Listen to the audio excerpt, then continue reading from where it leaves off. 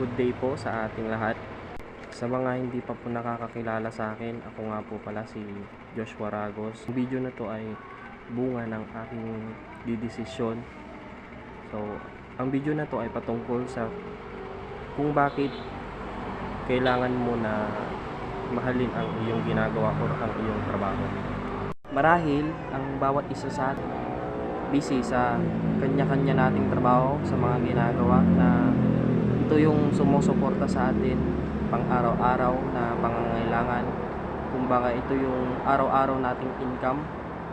At ilan sa atin ay ginagawa nila yung trabaho nila para lang sa pantustos sa pangangailangan nila, pero wala na dun yung pagmamahal sa kanilang trabaho, which is para sa akin is mali na hindi mo mahalin yung ginagawa mo as long as na yun naman yung nagpapasok sa'yo ng pera, yun yung pinagkukuhanan mo ng iyong income, yun yung pinangtutustos mo pang araw-araw na pamumuhay.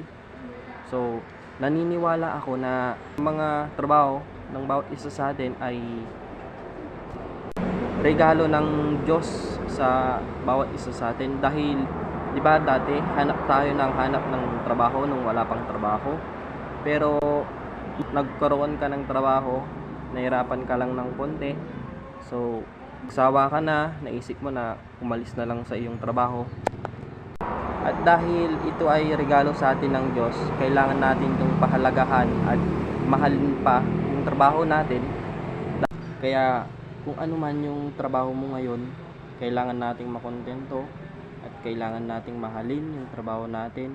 Sabihin natin na hindi mo yan dream job, pero maniwala ka lang, dahil naniniwala din ako na ipupunta kanya sa gusto mong trabaho, basta palagi lang magaan yung loob mo sa iyong ginagawa. Sa mga nagsasawa na sa kanilang trabaho, tiis-tiis lang.